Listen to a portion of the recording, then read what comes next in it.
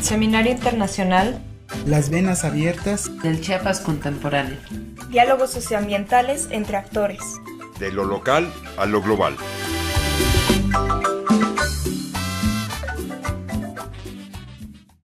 Soy Guadalupe Álvarez de Ecosur.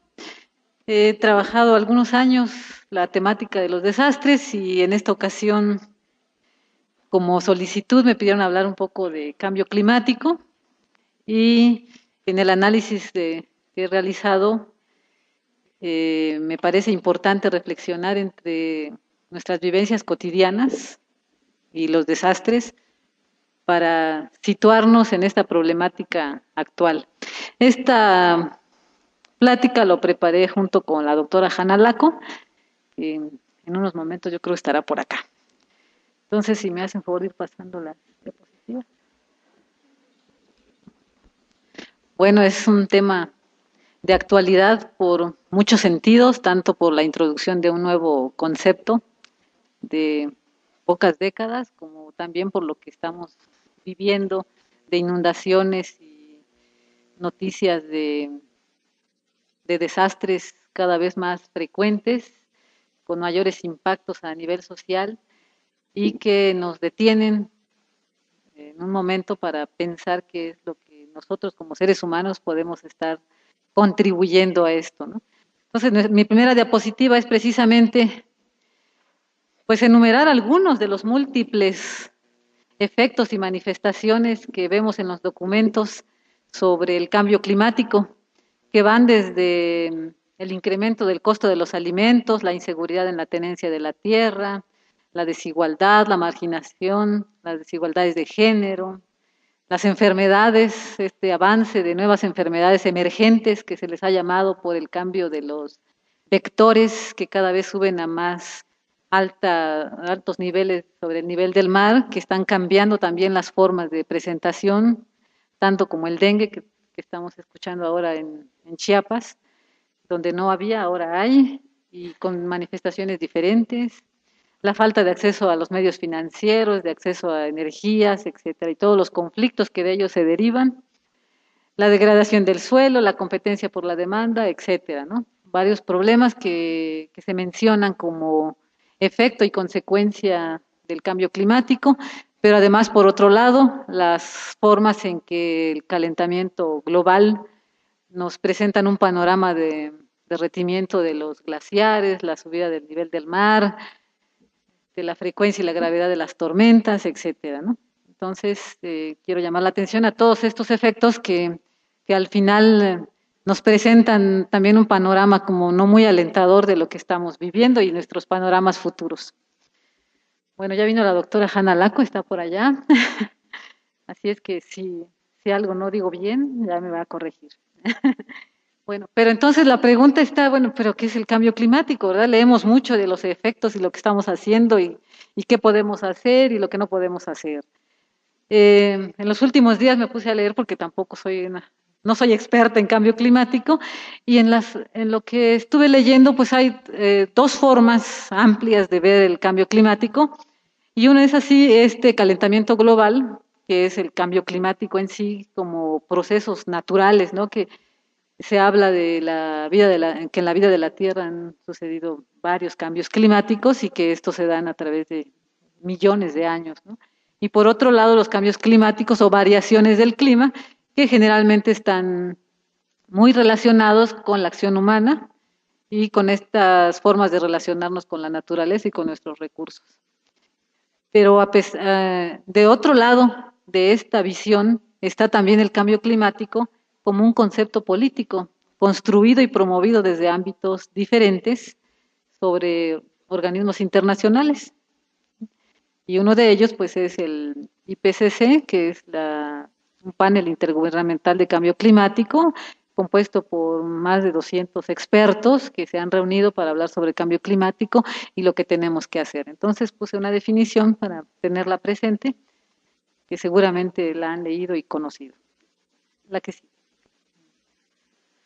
Bueno, y me aboco un poco más a esta segunda opción sobre este concepto de cambio climático políticamente construido y socialmente también construido, como una forma en que surge la posibilidad de que los científicos, la ciencia, sean insertados en un campo de aplicación donde los medios de comunicación se encargan de dar a conocer estas formas en que la ciencia se vincule con la práctica, ¿no? Entonces los medios de comunicación, desde Beck en 1992, que nos presentó esta sociedad de riesgos, donde realmente se ve que se construye una forma de ver nuestro mundo, nuestra visión y nuestro proceder como riesgos, ¿sí?, entre las esferas científicas, públicas y políticas,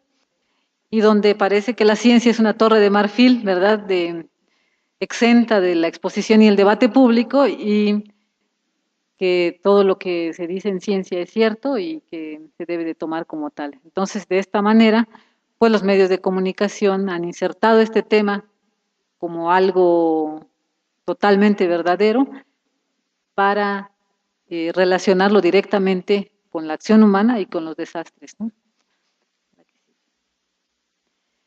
Y bueno, y citas desde la construcción social es, bueno, cuando hay cambio climático, ¿qué hacer y cómo se hace? Y la pregunta era, desde los primeros planteamientos, bueno, ¿quién dice que la vida es barata? ¿Y por qué esa pregunta? Porque al tratar las acciones y las respuestas en el cambio climático, se habla de la valoración de la vida en los modelos que presenta el IPCC, que son fundamentales para los informes científicos y políticos. Y bueno, el IPCC menciona que el coste de las vidas, estimando cuánta gente estaría dispuesta a pagar para evitar un índice de mortandad superior o que sus tierras se inundaran. Esto es, ¿cuáles son las estrategias realmente que se pueden generar para evitar estos desastres? Y cómo la población de los países pobres no pueden pagar y por tanto las muertes y los daños que sufrirán se valoran en menos que en los países más ricos. Esto hace un llamado a reflexionar sobre los planteamientos entre pobres y ricos, ¿sí? Generalmente en los documentos consultados se habla mucho sobre adaptación al cambio climático y a las poblaciones vulnerables. ¿Y quiénes son las poblaciones vulnerables? Pues los más pobres y son los que necesitan hacer cambios. Esta es como la primera crítica a los planteamientos actuales. Y de este planteamiento entonces decimos, bueno, los desastres, más allá del cambio climático, nos hablan de un discurso, ¿sí?, sobre el tercer mundo que es visto como un desastre potencial. O sea, si vemos toda la lista de la primera diapositiva, pues nos damos cuenta de que, bueno, ¿qué es lo que nos queda de bueno ante el cambio climático, ¿no? ¿Cuáles son las posibilidades reales de que podamos actuar o que podamos adaptarnos o que podamos hacer algo ante este cambio? Y entonces el entendimiento del riesgo cotidiano puede relacionar directamente a la pobreza con el riesgo de desastres. Sin embargo, esta construcción social del riesgo, de amenazas y vulnerabilidades son generalmente acumuladas. Por otro lado, también podemos plantearnos cambio climático más allá de los desastres. En esta reflexión, entonces, debemos considerar, darnos cuenta que el cambio climático es un concepto promovido desde ciertos ámbitos que también tiene implicaciones políticas. Es decir, el discurso adaptados a varios actores y organizaciones a veces esconde ciertos conflictos viejos y resalta nuevos. Por tanto, las consecuencias de los modelos de desarrollo, que son estas inequidades que hemos estudiado muchísimo, sobre consecuencias de tipo de ampliar las brechas entre pobres y ricos, de no tener lo que se esperaba del desarrollo como tal, aparecen cuando analizamos las vulnerabilidades ante el cambio climático. Entonces, las políticas realmente inducen a tratar asuntos realmente viejos como nuevos o cambiarlos y ocultando otras cosas. En el nivel cotidiano, como llamamos a esta ponencia, es la reflexión entre las vulnerabilidades que hemos observado siempre desde los planteamientos de los modelos de desarrollo, ¿sí? Y el cambio climático. Según nuestros estudios, las vulnerabilidades más bien se han aumentado por otros procesos como son la migración, la inseguridad, la deforestación, las crisis económicas y sociales, ¿sí? Que están en los contextos más locales, y por el otro lado también existe la dificultad de comprobar empíricamente los efectos del cambio climático. ¿Sí? ¿Cómo asegurar que estos efectos pudieran ser directamente relacionados? Los desastres, entonces, son las manifestaciones de estos riesgos construidos cotidianamente.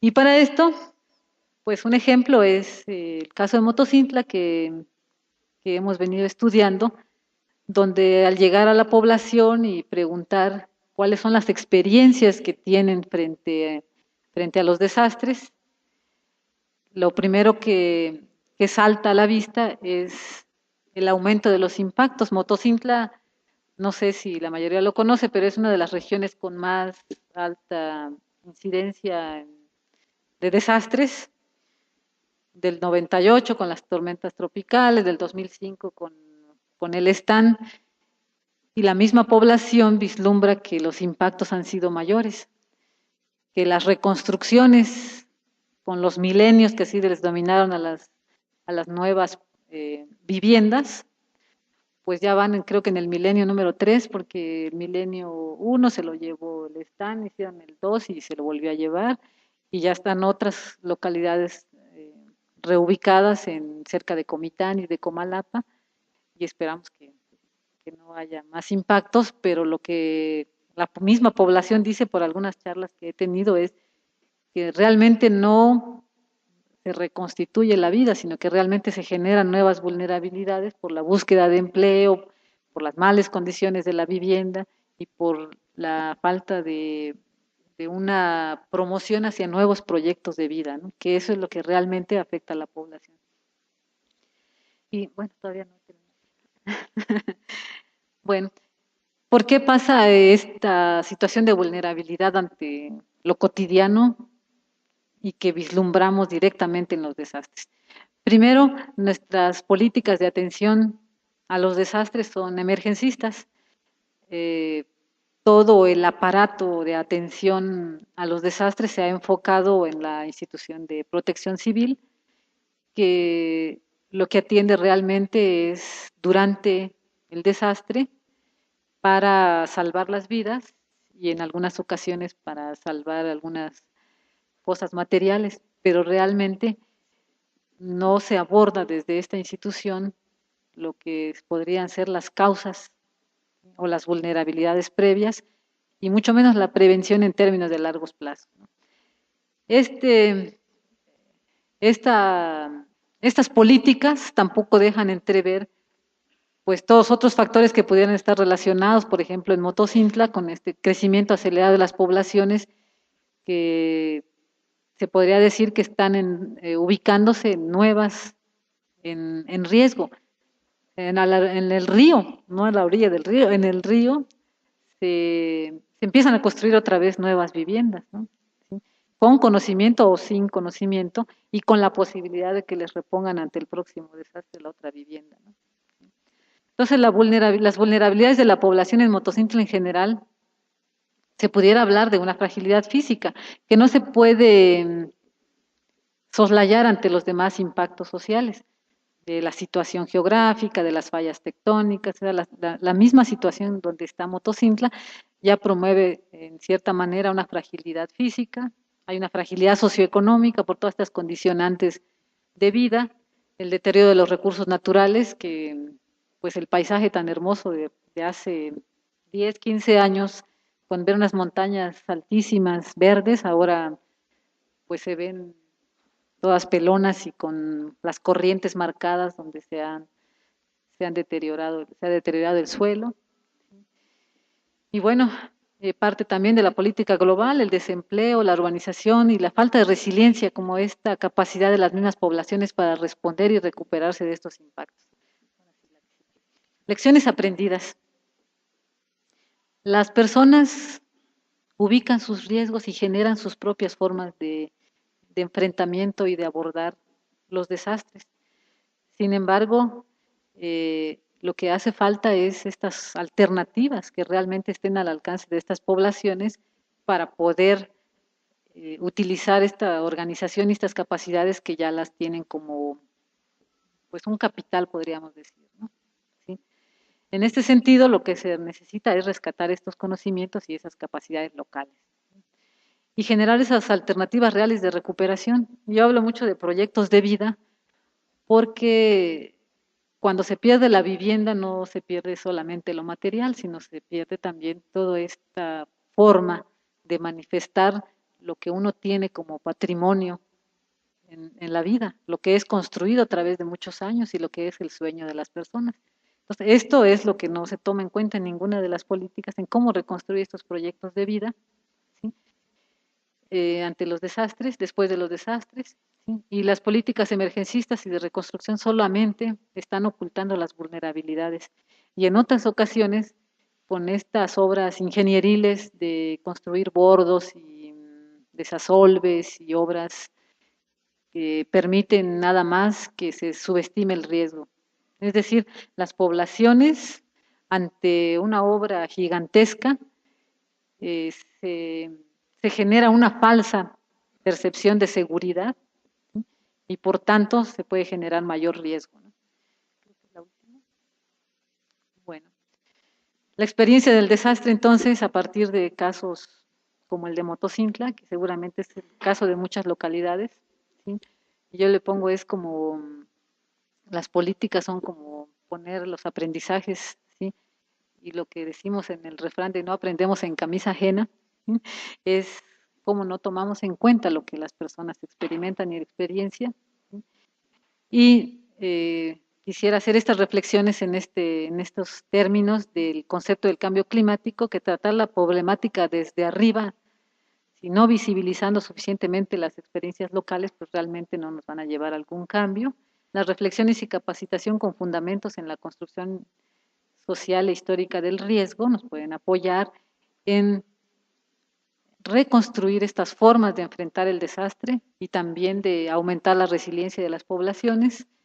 El enfoque participativo es muy importante en la experiencia que hemos tenido nosotros en Motocintla y en otras localidades, en cómo las poblaciones pueden aportar más de lo que pensamos, ¿sí? En que debemos estar pensando ahora en términos de gestión del riesgo de desastre, que se refiere a una prevención a largo plazo, en incluirlo de manera prospectiva, es decir, que en el desarrollo se debe promover una planeación desde antes de y no después de, que sería una cuestión correctiva, ¿sí? La conciencia del riesgo, pero a todos los niveles, y ver que la vulnerabilidad no es igual que pobreza, que tenemos que delimitar estos campos para abordar ya sea el efecto del cambio climático, etcétera, o para abordar nuestros problemas de vulnerabilidades ante el cambio climático, y reflexionar y repensar los desastres atrás del cambio climático, y el cambio climático como un desastre, ¿no? Así de esta manera, creo que podemos ir construyendo, aprendiendo y reaprendiendo muchas cosas de lo cotidiano y de los desastres que vemos a veces ya los estábamos viendo como eventos más aislados, pero parece que en los últimos tiempos también está siendo parte de lo cotidiano, todo lo que estamos viendo. Pues muchas gracias.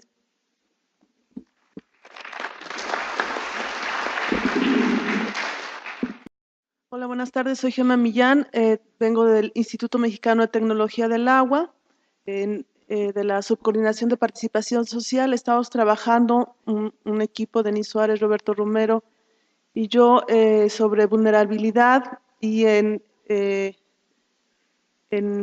aquí este año estamos trabajando el tema de adaptación. Y ahorita lo que voy a presentar son saberes y percepciones climáticas en la cuenca del Valle de Jobel, que es parte de la investigación que estamos realizando. Este año no tenemos resultados todavía completos, digamos, estamos en el proceso. Y vamos, bueno, voy a presentar un poco lo que realizamos, el trabajo que venimos realizando no nada más este año, el año pasado también, y hemos realizado una serie de entrevistas semiestructuradas con el fin de conocer y de identificar los saberes y las percepciones climáticas de los campesinos indígenas en la cuenca del Valle del Jobel. Partimos de reconocer que el gobierno mexicano ha expresado su intención de atender los problemas derivados del cambio climático y les ha dado prioridad, al menos en papel y en el discurso, al proceder a la formulación de planes y programas, a la elaboración de estudios, investigaciones, diagnósticos y estadísticas, a la creación de un entramado institucional destinado a la formulación e implementación de políticas y a la redacción de una ley general de cambio climático. Sin embargo, hay varios peros, ¿no? Las poblaciones vulnerables no son tomadas en cuenta en el debate sobre cambio climático, la experiencia y el conocimiento acumulado generalmente tampoco es incorporado en el diseño de políticas y programas, y los instrumentos de política, en los instrumentos de política las acciones de adaptación están formuladas como retos para la gestión global y no se articulan de manera adecuada con los riesgos y las vulnerabilidades locales, entre otros peros que podríamos mencionar, ¿no? En cuanto al tema de adaptación, en el tema de gestión de riesgos hidrometeorológicos se han propuesto una serie de políticas, entre las que presentamos algunas: fortalecer el manejo de cuenca para amortiguar los riesgos y proporcionar agua en caso de emergencia, la restauración de cuerpos de agua para que conserven su capacidad de almacenamiento, el ordenamiento de acuíferos, la mejoría de los sistemas de alerta temprana, y también se ha reivindicado el rescate de tecnologías tradicionales en el manejo de recursos naturales y la recuperación de experiencias de los grupos vulnerables frente a la variabilidad climática. O sea, eso todo está dicho, pero todavía hay algunas preguntas que responder, ¿no? ¿Cómo reducir las asimetrías en la gestión y la decisión de las políticas hídricas? ¿Cómo garantizar la implementación de los instrumentos de política? Ya hay leyes para el cambio climático, hay muchos instrumentos de política, pero esos instrumentos todavía tienen problemas para poderse aterrizar. En el estado de Chiapas, Chiapas es un estado que le ha dado prioridad al tema de cambio climático y se han realizado esfuerzos de diferentes frentes para avanzar en la comprensión y desarrollo de estrategias orientadas a enfrentar este evento, este fenómeno. Y aquí la academia ha jugado un rol decisivo, ha generado información y escenarios de cambio climático para el Estado. Los organismos internacionales también tienen un papel importante. Por ejemplo, podemos mencionar el Programa de Naciones Unidas para el Desarrollo, Conservación Internacional, la Unión Internacional para la Conservación de la Naturaleza, entre otros. Estas agencias han desarrollado proyectos orientados al fortalecimiento de capacidades locales y la conservación de los ecosistemas. Y por su lado, el gobierno estatal ha creado la Comisión para la Coordinación Intersecretarial de Cambio Climático del Estado, ha elaborado el programa de acción y recientemente lanzó la cruzada ante el cambio climático. Digamos, ya se están tomando medidas, acciones, pero falta ver todavía cómo se refleja esto en acciones concretas, ¿no? A partir de los escenarios de cambio climático realizados para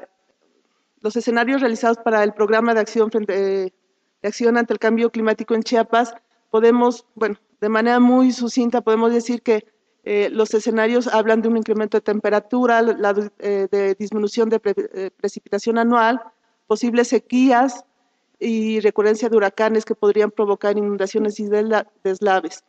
Y algunos factores que pueden contribuir o aumentar la vulnerabilidad hídrica son, entre otros, el aumento de la presión sobre el agua, la concentración demográfica, la industrialización, el incremento de vehículos y el aumento de la pobreza. En los bosques templados en Chiapas, según este informe, tenderán a ser más afectados. Y también lo que mencionaba Guadalupe hace un rato, las enfermedades, ¿no? Como el dengue, paludismo, las diarreas o infecciones gastrointestinales y las enfermedades respiratorias agudas. Bueno, frente a este escenario, nos planteamos estas preguntas, ¿no? ¿Cuáles son las percepciones y los saberes climáticos de los campesinos indígenas en la cuenca del Valle de Jobel? cuáles son los impactos que el cambio climático produce en sus medios de vida y cuáles son sus estrategias y prácticas de adaptación. Un poco con la idea de lo que hablaba Guadalupe hace un momento, de poder ver el cambio climático es un discurso, es una política, y ver qué está pasando y cómo están la gente en lo local viviendo esas variaciones de clima o esos impactos. Y bueno, trabajamos, bueno, en este momento voy a presentar lo que se refiere a lo que son las lluvias, heladas y granizadas. El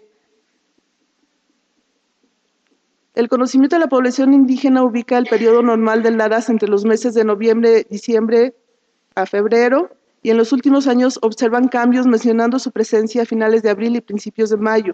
Tradicionalmente los campesinos siembran para autoconsumo, pero también para la venta en pequeñas cantidades de maíz, frijol, hortalizas, flores. Y estos cambios que están percibiendo les afecta en la pérdida de milpa, sobre todo cuando está iniciando el crecimiento de los cultivos, y además se vulneran los medios de vida campesinos toda vez que se reduce la productividad de la cosecha y se evita la economía familiar. Y como la siembra es una actividad familiar, la población rural recurre a sus propios conocimientos y tecnologías y sus redes sociales para enfrentar estos cambios o estas variaciones, y se asume a nivel familiar o en lo individual estos impactos. En cuanto a lluvias y granizadas, las lluvias empiezan tarde y se concentran principalmente en los meses de septiembre y octubre. Anteriormente, lo que nos dicen por las entrevistas que realizamos los campesinos es que iniciaban a principios de abril y ahora las lluvias están recorriendo hacia finales. Y además de esto, las precipitaciones se concentran a veces en un solo día o en periodos mucho más cortos, no en toda la temporada como se presentaba anteriormente.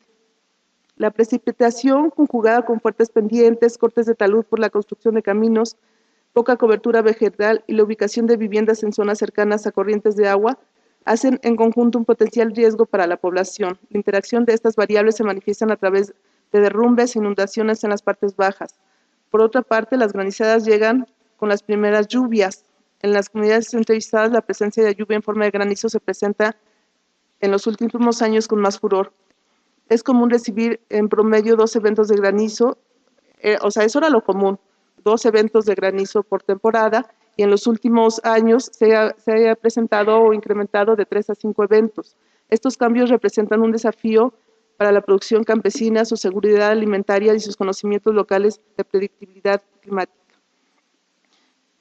Y bueno, esto es a manera general lo que estamos trabajando. Les decía, no son resultados, estamos todavía en el proceso de la investigación, y como reflexión queremos comentar que si la percepción indígena de los fenómenos naturales atípicos se explica desde las creencias religiosas, como se muestra en el siguiente comentario, es un comentario de las entrevistas que realizamos. Los ancianos de la comunidad queman velas y le piden a Dios que no nos castigue así, o piden perdón. Es lo único que hacemos, porque nosotros no podemos hacer nada para impedir que caigan heladas o granizos, porque Él es quien tiene el control de todo.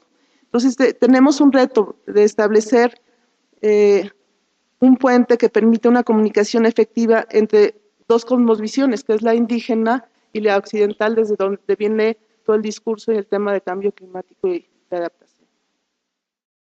3 preguntas, si las hay, y ¿alguien quiere preguntar algo a las 2 ponentes que hablaron ahorita? Hola, buen día. Doctora Gema, usted habla de saberes y percepciones. Cuando comenta ahorita en lo último que acaba de mencionar, que ellos ven a esto como que no pueden detener el fenómeno natural, pero ¿cuál es la explicación de las comunidades respecto a cuál es la causa? O sea, ellos no lo pueden detener, pero ¿cuál es la causa? ¿Ven al hombre como nosotros como causantes de estos efectos? Y cuando usted habla de que las comunidades tienen sus propios saberes, ¿cómo han enfrentado ellos estos cambios, el cambio climático? Como en un ejemplo, ¿cómo podríamos ver cuáles son sus saberes puestos en práctica en las comunidades? Y otra pregunta sería, ¿qué entiende o cómo está definiendo usted en su estudio una comunidad indígena o qué es, cuáles son las delimitaciones? Mi pregunta es más o menos similar. Si pudiera profundizar un poco más sobre estas estrategias de adaptación, porque no me quedan muy claras. En realidad, o sea, estamos definiendo la población, perdón. Hola, yo también quería preguntar, ¿hasta dónde podemos decir que esa cosmovisión indígena, por así decirlo, es totalmente original o pertenece a la población y no está más bien influenciada ya por este pensamiento occidental, que ya no, yo como veo ahí, ¿no? O sea, más bien es la pregunta, ¿cómo podemos decir que es realmente indígena, siendo que todo el contexto está más bien influenciado, ¿no? Desde siempre y desde la historia, entonces, ¿cómo podríamos asegurar eso? ¿no? Esa es mi pregunta. Lupita, siempre es una delicia escucharte. Tú estabas diciendo de la separación, ¿no?, entre la política nacional de cambio climático y qué está pasando en Motocintla, donde protección civil es una política súper de atención a emergencias, sin nada de prevención. Ahora con el programa de cambio climático a nivel estatal, ¿tú piensas que puede haber una oportunidad para generar una estrategia de pinza que pueda articular todo ese andamiaje institucional paraguas hacia realmente mejorar las condiciones de vida y disminuir las vulnerabilidades locales? Y si no se queda por cuenta del programa estatal, ¿no? ¿Cómo sería una estrategia pinza? Bueno, realmente la delimitación de comunidades indígenas la hacemos a partir de los criterios de la CDI, ¿no? De porcentaje de población que habla lengua indígena.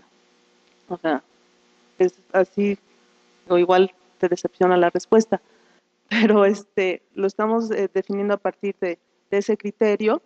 Y sí, no hablé de adaptación porque realmente no hemos llegado a este punto, ¿no? No sé quién me preguntaba. Estamos, digamos, apenas terminados el trabajo de campo, que estamos levantando las entrevistas, estamos sistematizando la información y no hemos identificado o no, estamos en este proceso de identificar las adaptaciones, son nada más así como extractos del trabajo que estamos realizando. Y bueno, sí, efectivamente hay un proceso en el que se mezclan discursos, saberes y demás durante el tiempo, ¿no? O sea, si son percepciones o saberes muy puros en términos de una cultura indígena, pues no sé, no sabría decir, ¿no? Bueno, gracias por hacer una pregunta. Ya me iba a quedar sin mi diploma. Que si no contestas bien, no te doy el diploma. Bueno, realmente a nivel estatal han estado haciendo esfuerzos desde la gestión del riesgo de desastre. Esta gestión, este concepto, promueve la generación de propuestas desde los ámbitos locales, familiares, estatales, de delimitar las estrategias de prevención a largo plazo. Claro, esto requiere participación, requiere involucrar a diferentes actores locales. Lo que sí es que se destina como de los recursos que realmente se invierten, como el 90 o 95% a la atención de las emergencias y el resto a la prevención, pero ese resto de la prevención de los desastres incluye mensajes de este tipo de PP preventivo, de cuida tus documentos en un sobre de plástico, ¿sí? Ten tu radio a la mano, que sí sirven, o sea, es muy importante, pero todo es en términos de vulnerabilidades, de la reflexión, de cómo nosotros participamos en la generación de ese riesgo, cómo construimos y cómo los percibimos, pero también cómo podemos participar en dar una vuelta a no esperar que los gobiernos o las instituciones nos resuelvan los problemas. Creo que ahí está el meollo del gran asunto, ¿no? De que históricamente estamos en una política paternalista, ¿sí? en que estamos siempre esperando y que la misma definición de los desastres para declararlos como tal la incluyen, ¿no? Cuando una población ya no es capaz de hacerle al frente es cuando viene la atención. Entonces, de esa manera creo que si es posible, tendría que dar un giro muy importante en el destino de los recursos para la prevención de los desastres. Es decir, provocar mayor participación a nivel local, haciendo planes locales realmente, diferenciando los riesgos, ubicando las formas de organización en diferentes contextos sociales. Porque poco se habla también de las formas en que se abordan en nivel rural, urbano, o las mujeres y los hombres. Entonces sí es un reto y para mí que la opción es esta forma de vincular los procesos de diferentes actores y recuperando experiencias a través de la participación. No es fácil, ¿verdad? Pero pues ahí le vamos a seguir trabajando en eso. Muchas gracias a los que preguntaron y a las que respondieron. Vamos a dar ahora la palabra a Luis Alberto May, del Centla, Tabasco. Mi nombre es Luis Alberto Méndez May, yo vengo de Tabasco, del municipio de Centla, de una región indígena maya chontal. Pues le comentaré como una experiencia de lo que nosotros hemos vivido desde la perspectiva de las comunidades, las inundaciones que de manera recurrente ha vivido Tabasco, 5 años consecutivos inundados. Nosotros fuimos construyendo una organización de las comunidades que se llama Consejo de Comunidades Unidas de Centla, porque ya había antecedentes de las inundaciones en 1995, en el 98 se inundó la ciudad de Villahermosa, por los cuales se percataron solamente o dieron prioridad a que la zona hotelera o la zona residencial de Villahermosa, la más importante económicamente hablando podemos decir, se le destinaron mucho dinero para proteger de futuras inundaciones. En el 2007 se volvió a sorprender, se inunda Villahermosa, pero desde luego ya no se inunda la parte hotelera, la parte residencial, pero sí se inunda toda la zona de las colonias populares de Villahermosa y parte del centro. Nosotros empezamos a analizar este problema de las inundaciones porque cuando nosotros exigíamos o reclamábamos la falta de ayuda, la falta de apoyo de las autoridades, la incapacidad de las autoridades federales, estatales y municipales, y que al final salían con el tema de decir, este es un problema del calentamiento global. Es como que decir, es un problema cuasi divino y a quién le tienes que reclamar, a quién le tienes que protestar. Entonces, como que en el desastre del 2007 específicamente, cuando llegaban lo de la Secretaría de Gobernación a Villahermosa a tratar de tomarse la foto llenando sacos de arena para que salgan en la televisión poniéndose a trabajar 15 minutos, ellos argumentaban de que no hay que politizar el desastre, ¿no? Cuando realmente el problema es un problema de políticas públicas, pero también empezamos nosotros a organizarnos, a crear talleres, foros, y empezamos a discutir cuáles son las causas y las consecuencias de las inundaciones que estamos viviendo en Tabasco. Entonces nosotros empezamos a ver que aquí tiene metido la mano el capitalismo, ¿sí? Que todo lo ve como mercancía, todo tiene dentro de las leyes del mercado todo se genera una ganancia y por lo cual se empieza a expandir. ¿Por qué lo decimos esto? Desde las inundaciones que vivimos en el 1995, 2000, el gobierno empezó a concesionar y dar permiso a rellenar vasos reguladores de aguas que están dentro de la ciudad de Villahermosa. Se empezaron a construir grandes fraccionamientos, pero también las grandes dimensiones de tierra, de zonas bajas que eran vasos reguladores de agua, se fueron construyendo grandes centros comerciales como son Walmart, Aurrera, Sun Club, fábricas de Francia, Chedraui. Entonces, esa fue una de las causas, que por lo cuales el agua empieza a tomar su cauce natural. Y nosotros, que a partir de las inundaciones del 2007-2008, Conagua, junto con el Instituto de Ingeniería de la UNAM, diseña un programa que se llama el Plan Hídrico Integral de Tabasco. Entonces, analizamos ese plan, que supuestamente es así como el plan maestro para que ya no se inunde supuestamente Tabasco, pero ni siquiera era un plan, ni siquiera estaba pensado para todo Tabasco, sino simplemente cómo proteger a Villahermosa para que ya no se inunde, pero empezaron a hacer obras como son las llamados canales de alivios, que empezaron a abrir en los ríos cauces para que desviara el agua y que ya no pase por la ciudad, pero sí que se vaya por toda la zona indígena del estado de Tabasco. En el 2007, el 75% del territorio del estado estaba inundado. Más de 1 millón de afectados. Y de acuerdo a este diseño que hace Conagua, junto con el Instituto de Ingeniería de la UNAM, ellos plantean de que se tienen que reubicar 66.269 tabasqueños, que habitan en 18.127 viviendas de 107 localidades. La mayoría de ellos zonas indígenas. Pero 5 años consecutivos inundados, y cuando llega Calderón en su momento,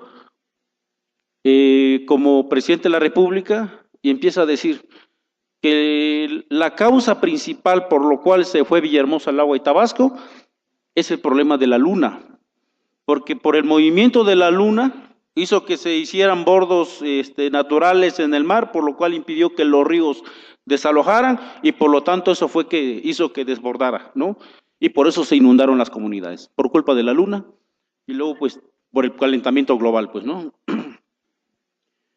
Entonces, junto con los compañeros ingenieros del Comité Nacional de Estudios de la Energía, nos empezaron a aportar datos, y entonces tenía que ver también el manejo de las presas del Alto Grijalba, que se dejaron de generar, de turbinar las presas, por lo cual estuvieron almacenando el agua para poder beneficiar a compañías privadas, transnacionales, como la Resop, que generan electricidad a través del gas, por lo cual la Comisión Federal las compra, ¿sí?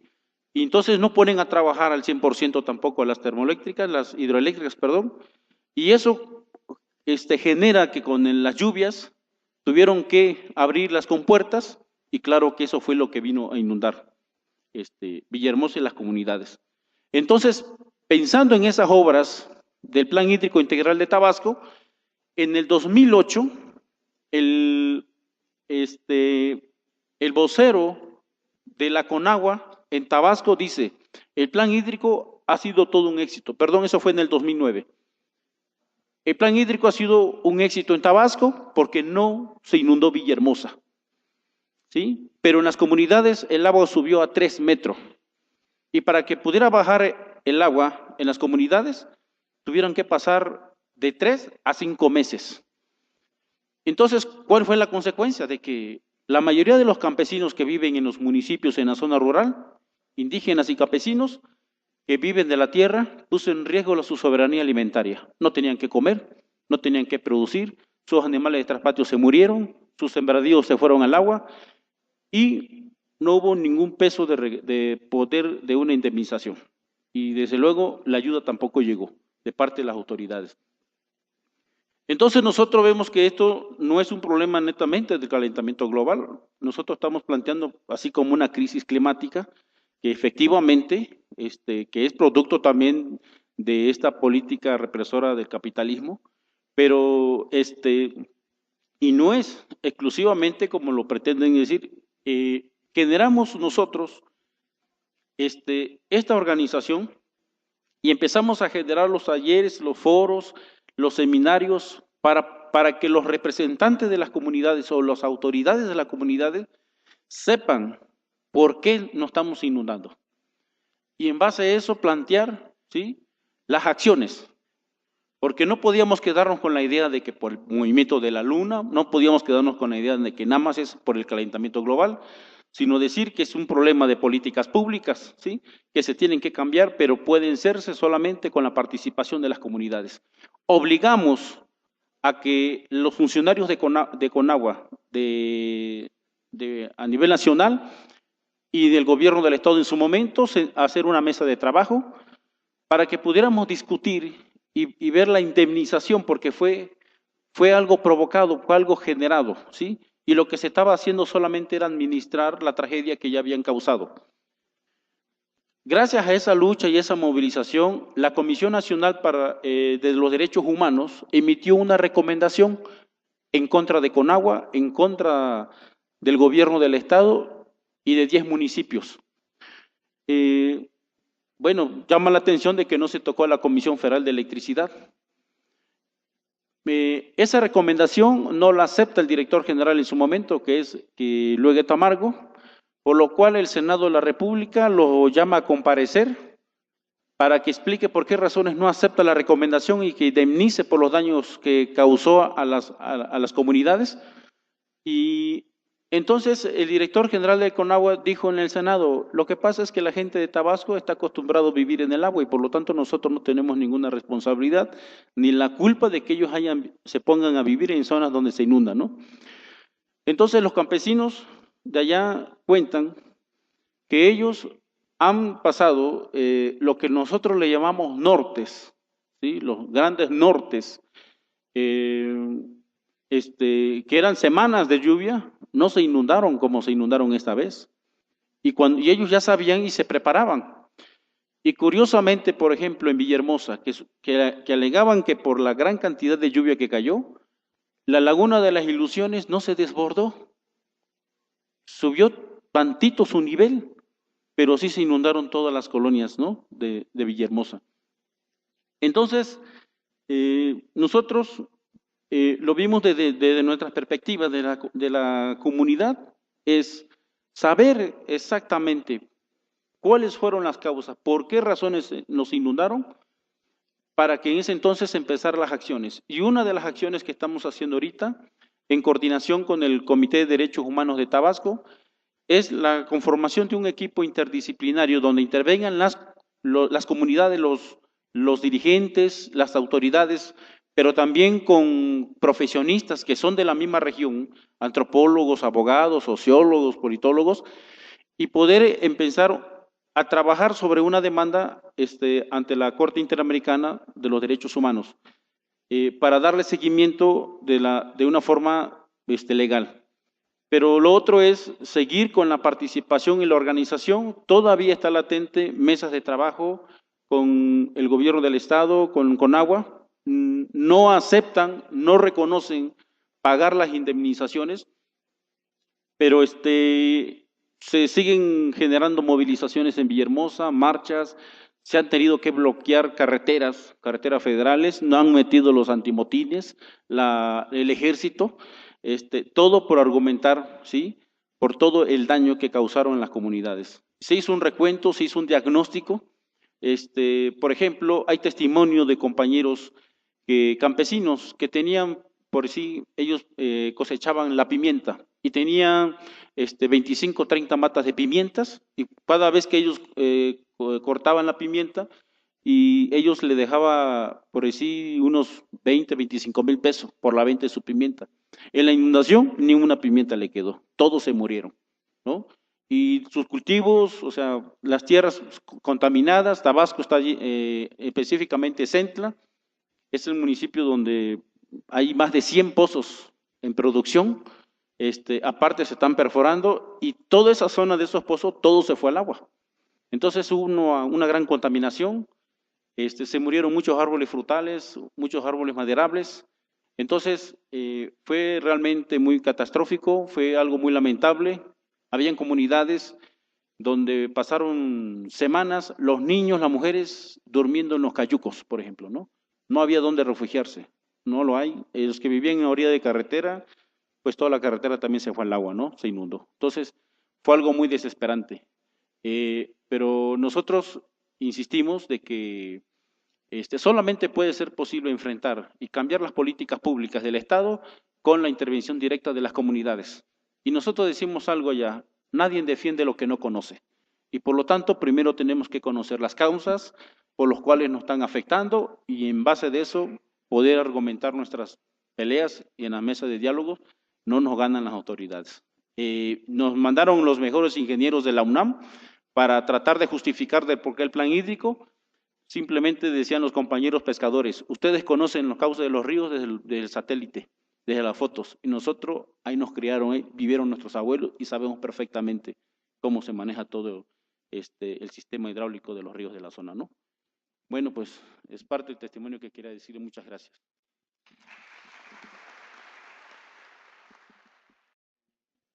Buenas tardes, compañeros, compañeras de este evento. Mi nombre es Jorge Serafín, vengo de una comunidad del municipio de Comitán. Allá tenemos un colectivo que le llamamos el Colibrí. Bueno, yo vengo a contar las afectaciones que tenemos en esa región. Bueno, no sé si decir qué bueno o qué malo, pero no hemos tenido consecuencias graves, no hemos tenido desastres, mas sin embargo sí tenemos afectaciones.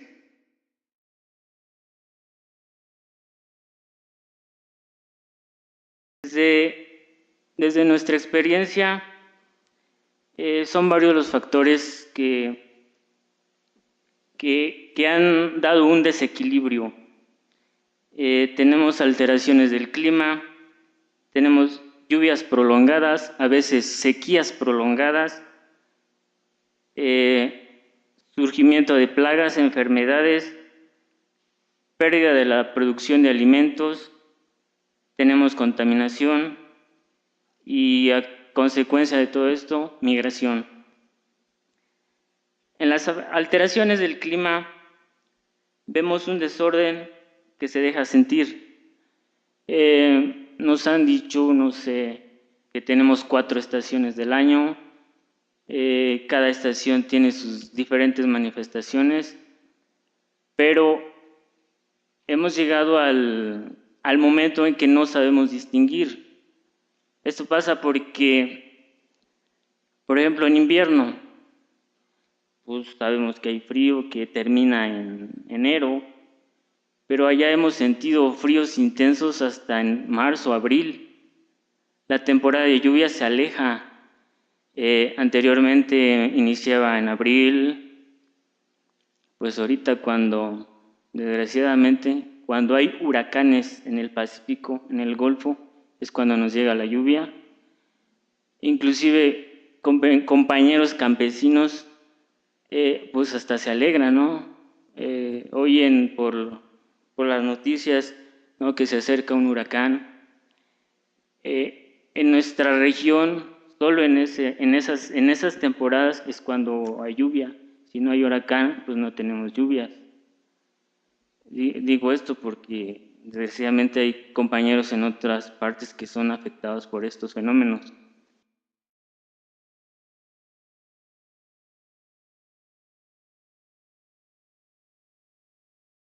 A causa de las lluvias, por el exceso de lluvias, tenemos pérdida de cultivos.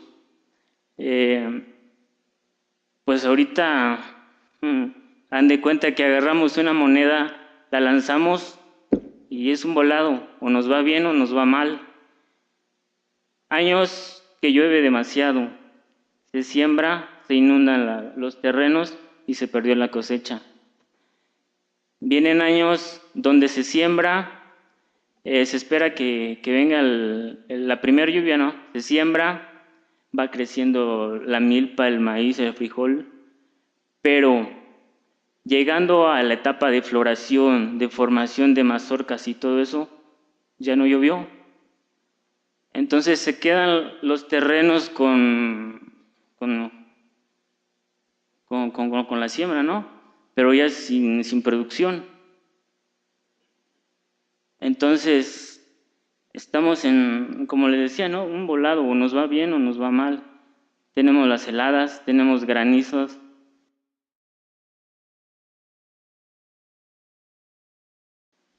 Por ejemplo, en la siembra del frijol, este año se sembró, pasan 3 meses, llega el momento de la cosecha.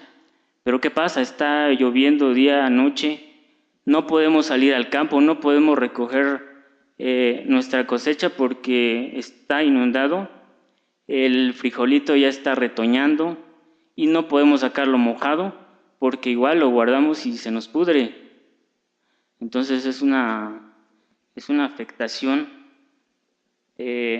a nuestra producción de alimentos. Tenemos un cambio de ciclo de siembra. Anteriormente platico con los abuelos, ¿no? Y ellos tenían muy en cuenta algo que le llamaban las cabañuelas. No sé si por ahí saben esto, ¿no? Ellos veían los primeros días del año, observaban cómo transcurría el día y ellos podían saber con exactitud cuándo iba a iniciar las lluvias, cómo iba a estar ese año. Inclusive, pues, se aventuraban algunos a sembrar así en seco sin que lloviera. Pues ahora sí que yo no me tocó eso, pero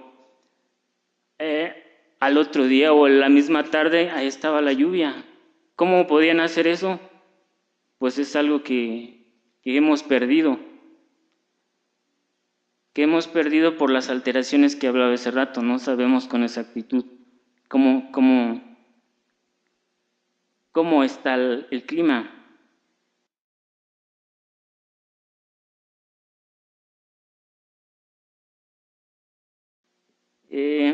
En nuestra región hablamos de pérdida de milpa. Esta pérdida se ha dado porque, bueno, una milpa nosotros conocemos que es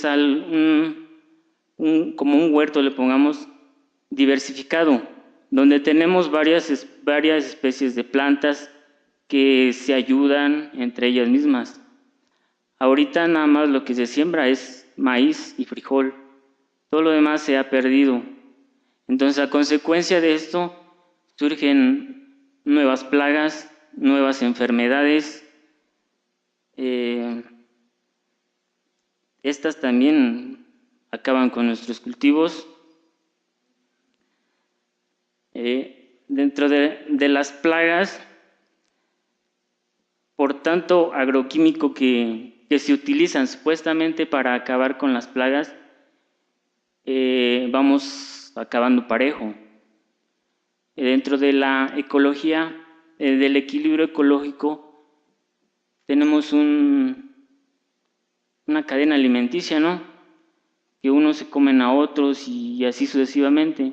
Pero entonces, si acabamos con los animales depredadores, nos quedan las plagas, abundan demasiado. Se nos ha vendido la idea de que fumigar es lo mejor, ¿no?, para acabar con ellas. Pero nosotros nos hemos dado cuenta que no es cierto. A causa de la alteración del clima también, en temporadas hay mucho gusanitos, le pongamos, no sé cómo le llaman acá, que acaban con los cultivos. Desaparecen los pájaros que se alimentaban de esos gusanitos.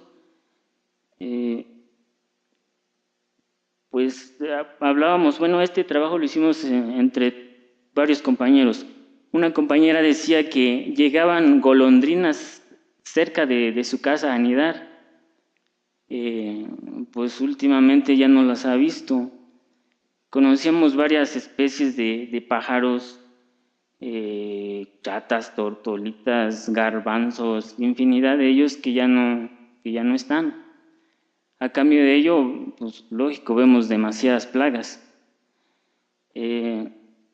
También nos encontramos con el sisín, no sé si lo conocen por acá. El sisín antes tenía su día específico, creo que era un 13 de julio, si no me equivoco, que nosotros pues lo recolectamos, ¿no? Y nos lo comemos. Esperábamos ese día y pues ahora sí que como relojito, ese mismo día salía en la mañana. Pero pues ahora, aunque estemos velando ahí ese día, pues ya salen cuando quieren. Se nos adelantan, se nos atrasan. Pues yo creo que están evolucionando, ¿no? Y pues también en grandes cantidades pues ya son plaga también, porque son los hijos de las arrieras los que acaban con el follaje de las plantas.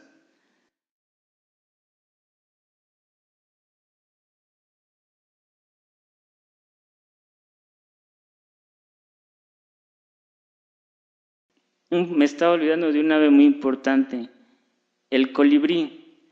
Cuando nosotros tomamos este nombre como emblema de nuestro grupo, habían bastantes, inclusive por eso los tomamos, ¿no? Pero vemos que ahora pues ya no hay. ¿Dónde se fueron? ¿Se murieron? ¿Ya no les gusta el alimento que hay por allá? Hemos estado sembrando arbustos que tienen florecitas, que veíamos que les gustaba llegar, ¿no? Ahora sí que apareció uno por ahí. Esperemos que sigan llegando más.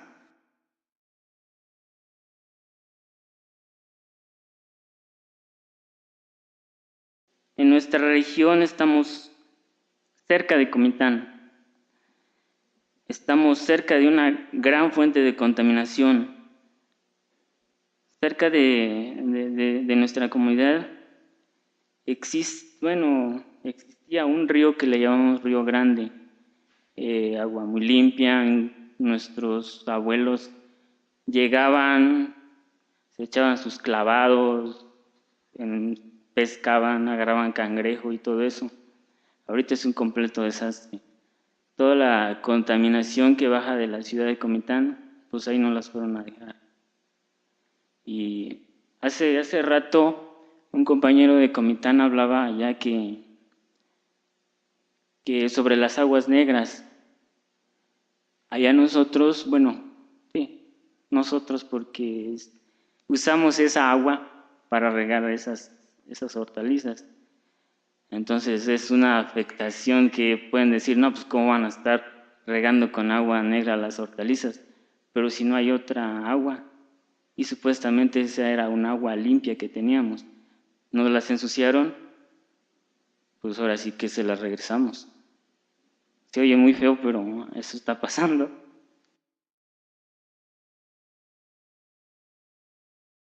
Ese río llega a los lagos de Montebello. También se está contaminando.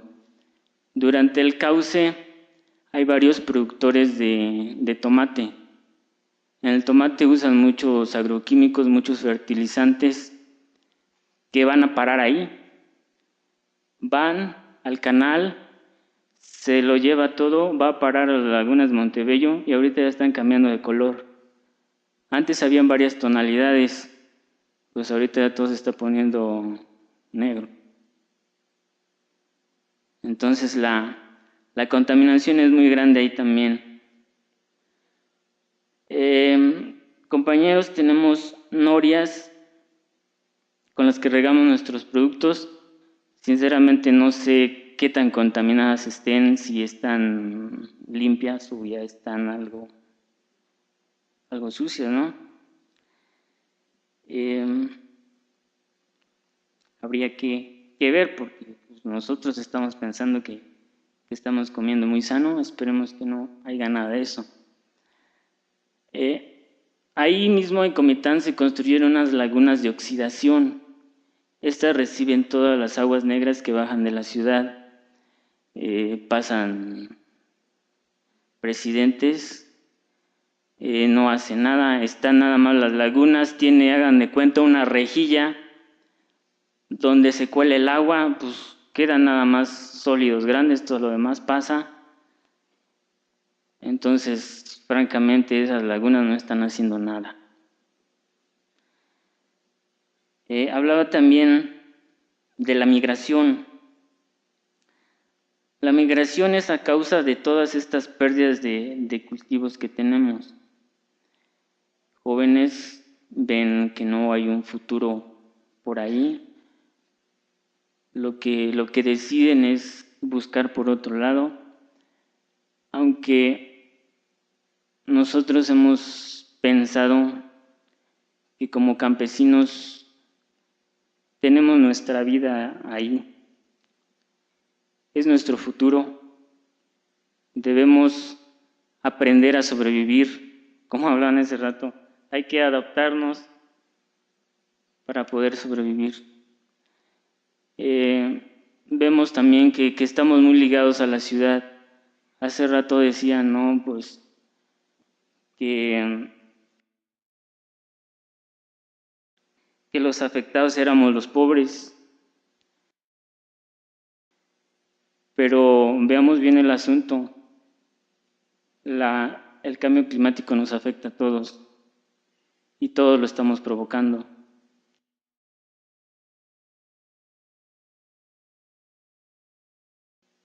Entonces, ¿qué alternativas estamos haciendo?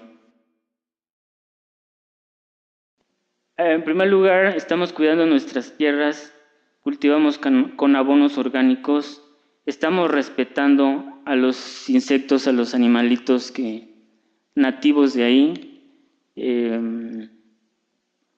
Producimos alimentos sanos, por ejemplo, cultivamos hongosetas, hacemos pan y hemos organizado un tianguis de productos orgánicos. Desgraciadamente cuesta levantar este tianguis porque hay mucha gente que no está concientizada con estas cuestiones. Como les digo, piensan que el cambio climático solo afecta a los pobres, pero me pregunto qué comen. No comen cosas que vienen del campo, no comen cosas que ellos mismos contaminan. Al mismo tiempo asistimos a reuniones como esta, hemos estado en otras partes para aprender, para compartir, para intercambiar experiencias. Nos educamos, ampliamos nuestra conciencia.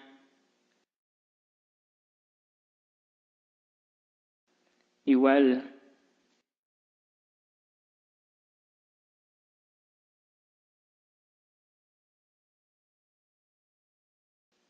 analizamos lo que está pasando,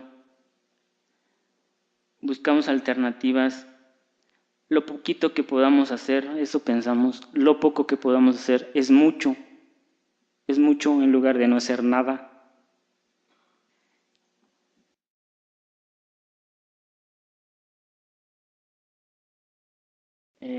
Es importante también decir que vemos muchos de los habitantes de nuestra comunidad que son muy cerrados, que no voltean a ver la crisis climática que estamos viviendo. Pues ya están muy acostumbrados a nuestro sistema capitalista, solo están pensando en ganar, sin importar a quién paso a traer. Entonces, ahora sí que como dicen por ahí, que nadie es profeta en su propia tierra, si no me equivoco. Pues en esta reunión que hemos asistido, hemos encontrado compañeros que nos preguntan ¿y cómo hacen, cómo trabajan?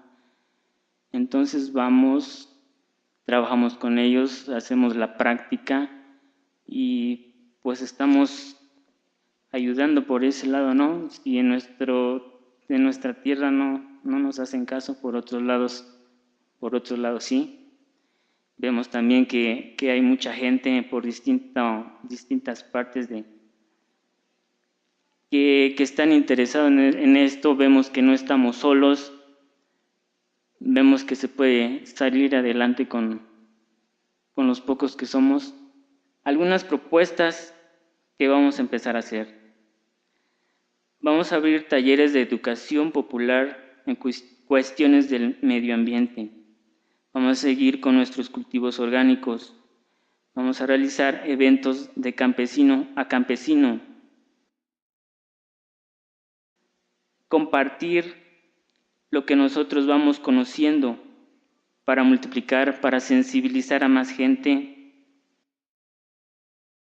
La educación ambiental por medio del reciclaje. Hemos pensado que debemos trabajar con niños, con jóvenes, porque ya ven que los adultos, pues como que ya no damos vuelta, ¿no? Creemos que lo sabemos todo. Entonces, empezar a sensibilizar desde la niñez, desde la juventud, para que en realidad sean nuestro futuro.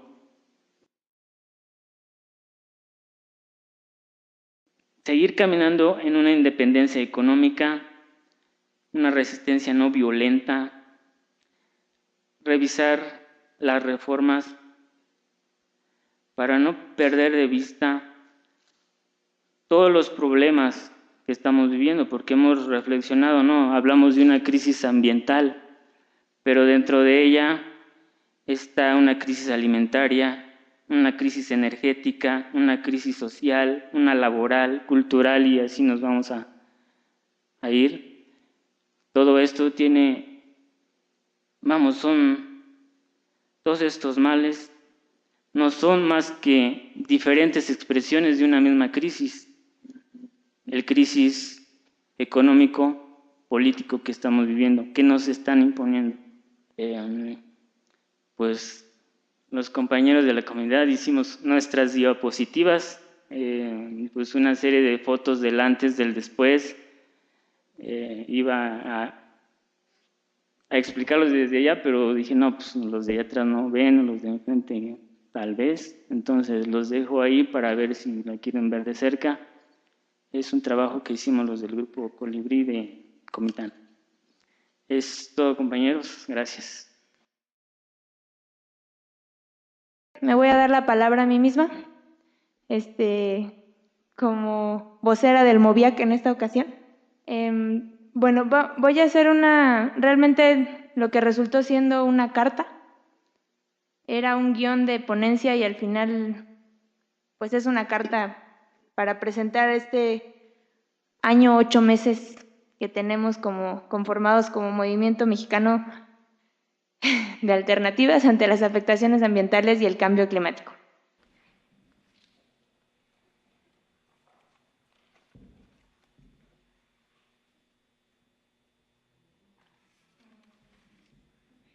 Le puse a la ponencia comenzando a reflexionar y construir porque pues es eso, es todavía un comienzo que con este primer foro también se está enriqueciendo mucho. Y bueno, hace 1 año y 8 meses que nacimos. Tal vez nacimos antes, en las cabezas y en los corazones de nuestros compañeros centroamericanos de Guatemala, El Salvador, Honduras y Costa Rica, que sabios de nuestra hermandad cultural y territorial nos convocaron a crear en el sureste mexicano este movimiento.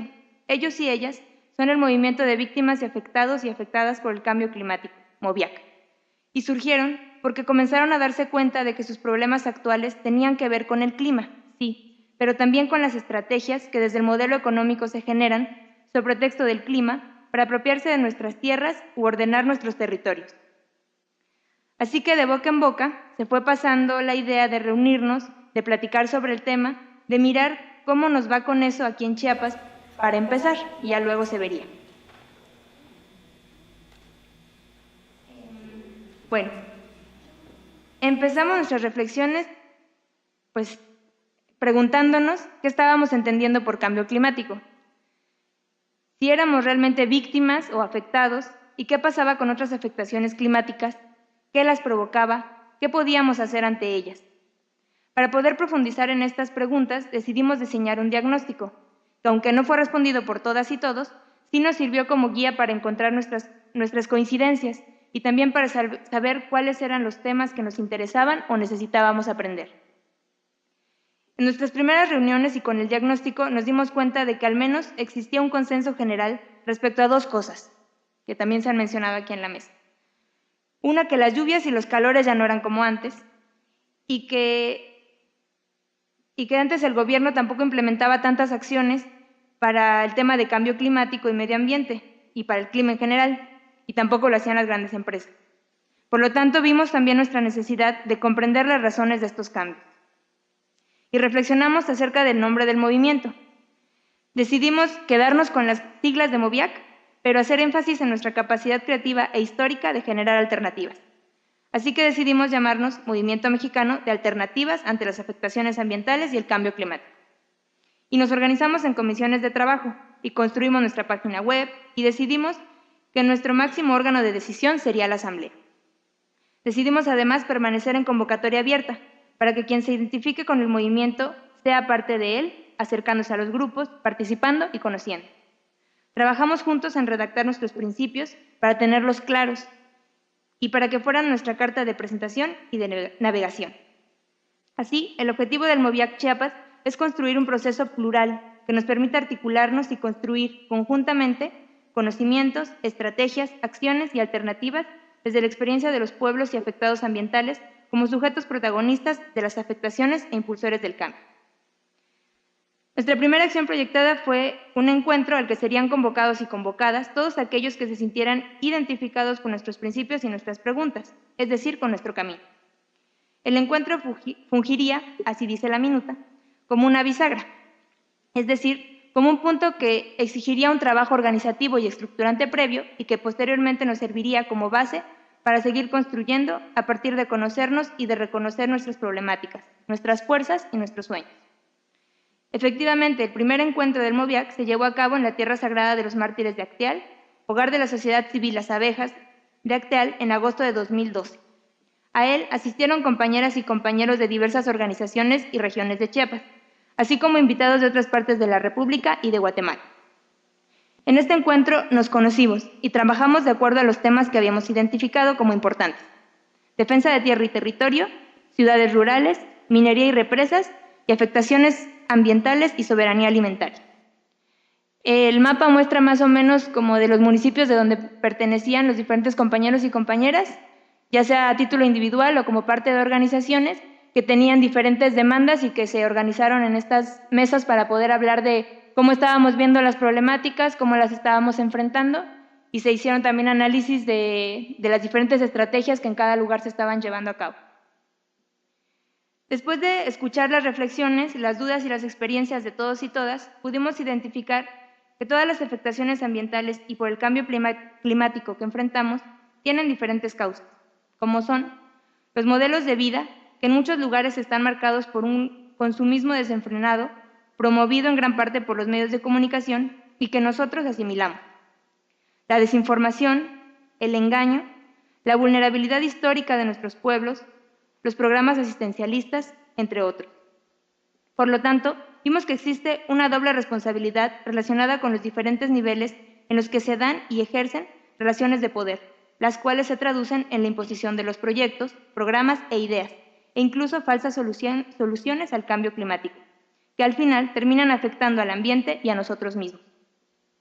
Estas relaciones se ven a nivel macro en el modelo capitalista, seguido e implementado a través de los gobiernos y las empresas, y a nivel micro, en las comunidades, los ejidos y las organizaciones. Como consecuencia de las afectaciones, vimos en general un panorama de daños y destrucción al planeta mismo y con él, a nosotros y nosotras como parte de él. Daños a la salud, desplazamientos por no poder vivir ya en algún lugar o desplazamientos forzados, disfrazados de reubicaciones consensadas. Asimismo, nos dimos cuenta de que las problemáticas que expusimos han traído como consecuencia diferentes pérdidas de tierra, de oportunidades, de recursos, de salud, de bienes naturales, de derechos y de cultura. Hay otro tipo de consecuencias que trae consigo el estado de crisis ambiental, tales como el despojo, el saqueo y el control de nuestras vidas. Por último, las acciones que hemos emprendido han generado como respuesta por parte del Estado y de quienes ven afectados sus intereses la criminalización de nuestras luchas, el hostigamiento, la represión e incluso la muerte.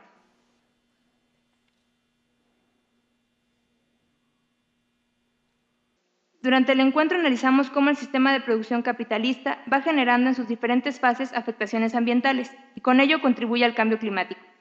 Entendimos así que nuestras problemáticas no están aisladas ni son fortuitas y por lo tanto la lucha y la construcción de alternativas deben asimismo ser articuladas y las estrategias encaminadas a una verdadera justicia socioambiental.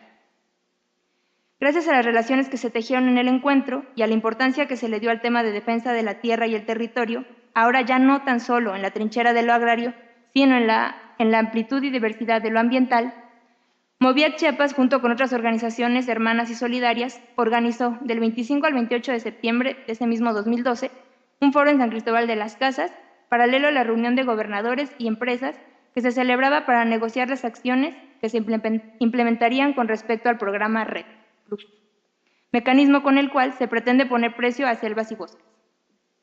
Además de la organización del foro, compañeras y compañeros de comunidades que se encuentran en las zonas de implementación de RED lograron por sus medios acceder al espacio y leyeron un comunicado dentro de la reunión de gobernadores, reclamando su legítimo derecho a ser consultados y denunciando la falsa imagen de participación social que el gobierno promueve.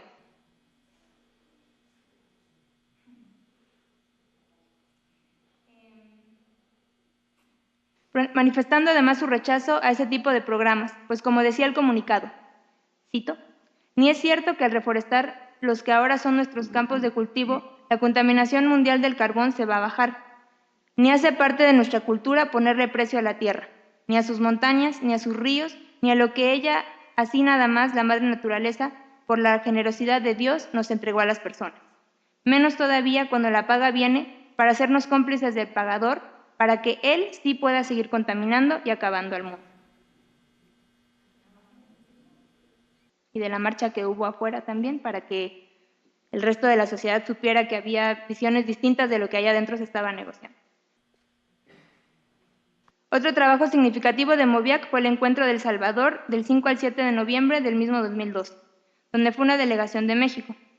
Se hizo todo un trabajo previo a través de una asamblea taller para informarnos y llevar la presentación de nuestro trabajo local, así como propuestas para una estrategia mesoamericana expresar las necesidades y líneas de acción de nuestros pueblos hermanos y aliados.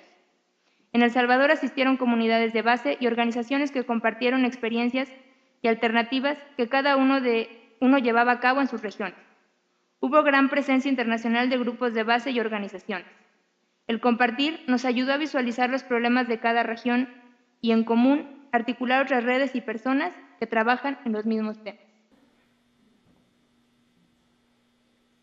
Posteriormente, Moviac participó en el encuentro chiapaneco en unidad contra el modelo extractivo minero, que se llevó a cabo del 26 al 28 de noviembre de 2012, a 3 años del asesinato de Mariana Barca, en el municipio de Comalapa. Ahí se encontraron cientos de delegados y delegadas de organizaciones sociales y campesinas, iglesias, redes y movimientos, representantes de 20 municipios en la entidad, con el apoyo y acompañamiento solidario de resistencia contra la minería de Veracruz y Guerrero, así como de Guatemala, Colombia y observadores de Canadá, Suecia y Alemania. Además de las mesas de trabajo, se realizó una marcha popular multitudinaria denunciando el modelo extractivo minero y las consecuencias que está trayendo para la entidad. Más o menos los municipios que han participado en estos movimientos de resistencia. Así hemos seguido trabajando principalmente de 3 formas. En la práctica y aprendizaje de alternativas compartidas, en el fortalecimiento de nuestro espacio íntimo de encuentro, diálogo, análisis y trabajo colectivo, y modestamente en el monitoreo de las problemáticas, las políticas y los proyectos que pueden afectarnos, denunciando y movilizándonos cuando ha sido necesario.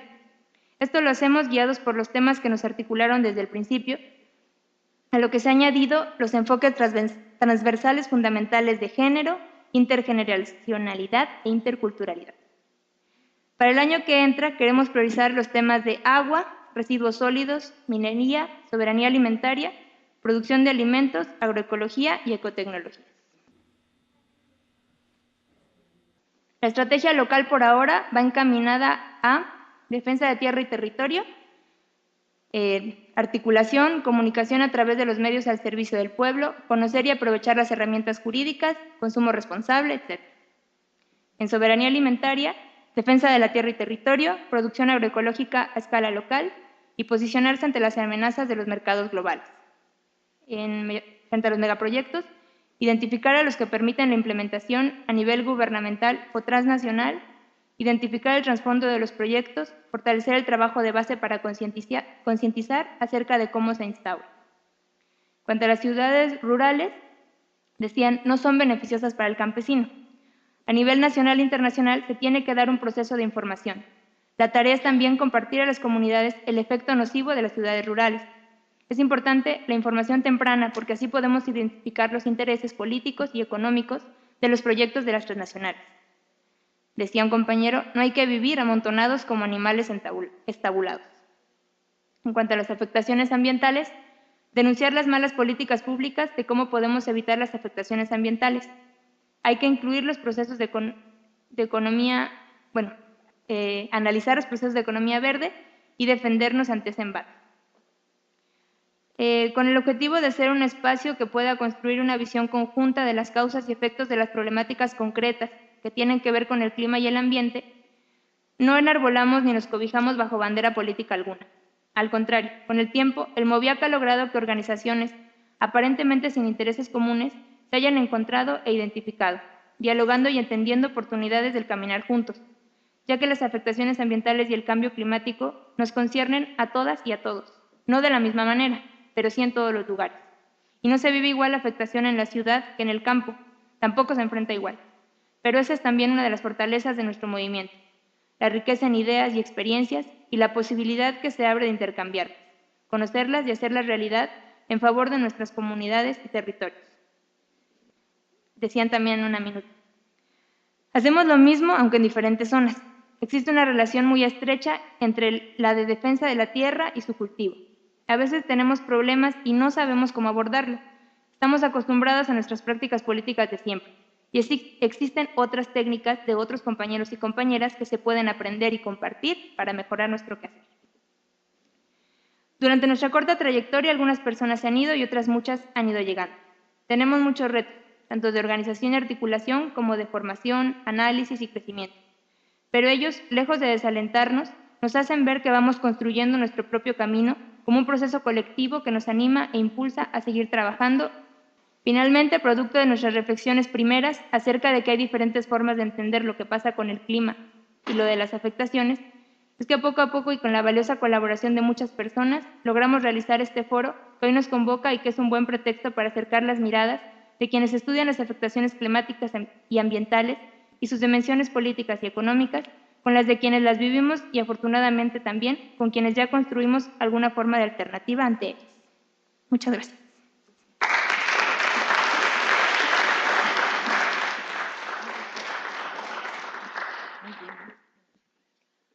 Bueno, pues ahora sí abrimos la ronda de preguntas. Buenas tardes.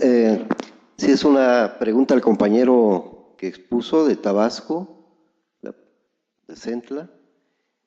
Si han considerado ustedes qué impactos puede tener también digamos, el proyecto, ¿no?, de término de la veda del aprovechamiento de las aguas del río Grijalva sobre sus comunidades, este decreto pues que que salió, ¿no?, a finales del año pasado, todavía dentro del gobierno de Calderón, y o sea, ¿qué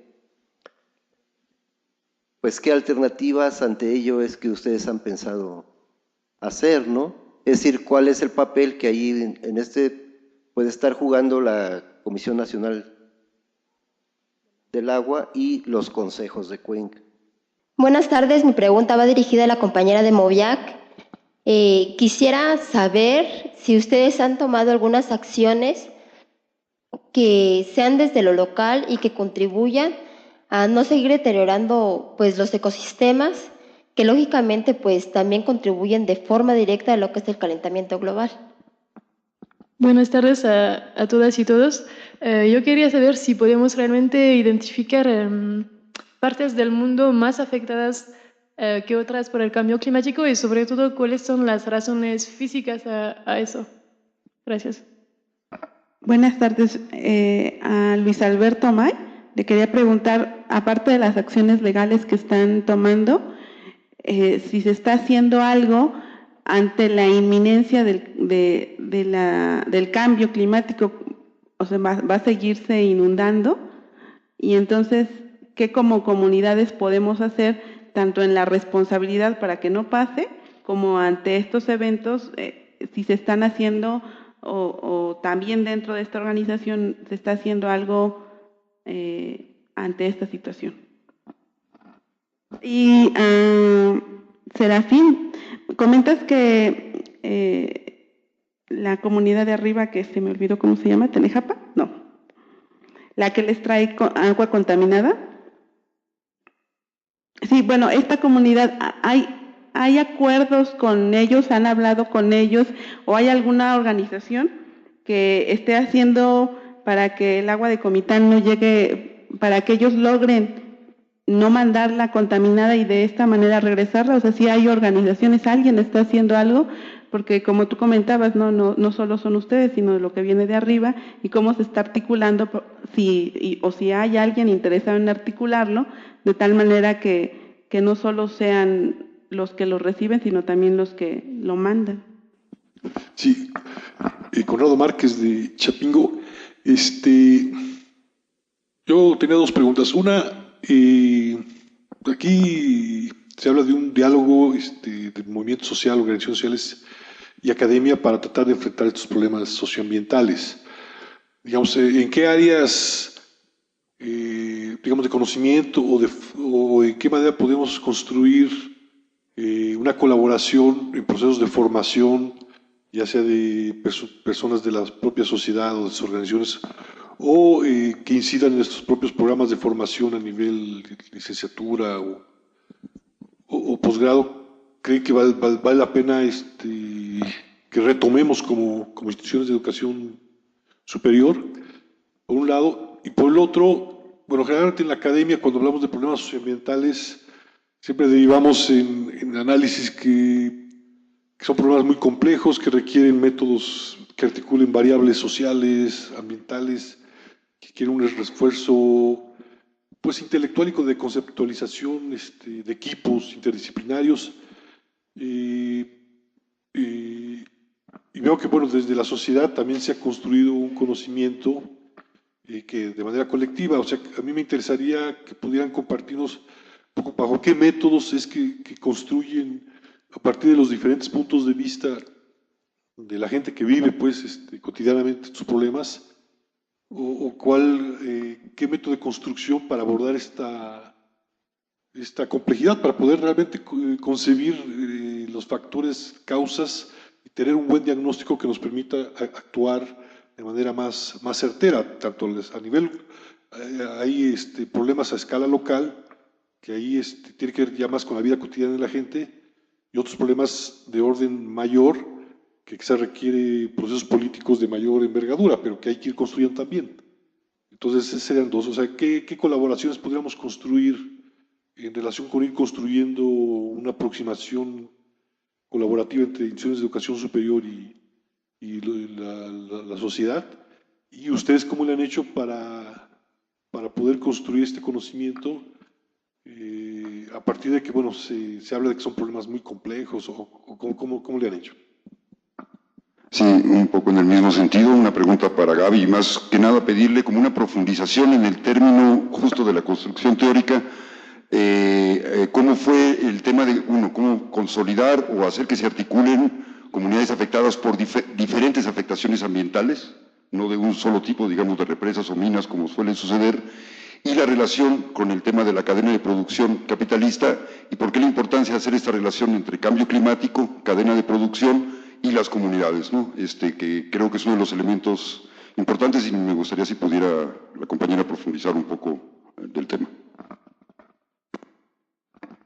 Para la compañera de Moviac, a mí también me saltan varias cosas y tienen que ver con, desde las primeras ponencias, con la conceptualización de cambio climático, porque si bien hay cambio que es innegable, este cambio climático también tiene un concepto que ha sido politizado, y ese concepto politizado crea también una condición perversa del mismo concepto, lo que puede estar acarreando a que a final de cuentas estemos trabajando para no tener afectaciones de cambio climático, pero siguiendo las respuestas y las estrategias de política pública.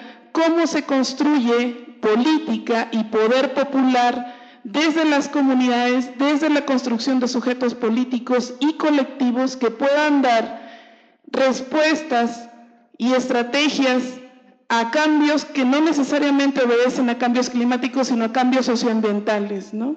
Que bien ya lo mencionabas hace rato, y que me parece que el compañero del colectivo de Colibrí aborda muy pequeñamente al final, pero él dice, bueno, hacemos lo que podemos y lo hacemos pensando en nosotros y en nuestras futuras generaciones.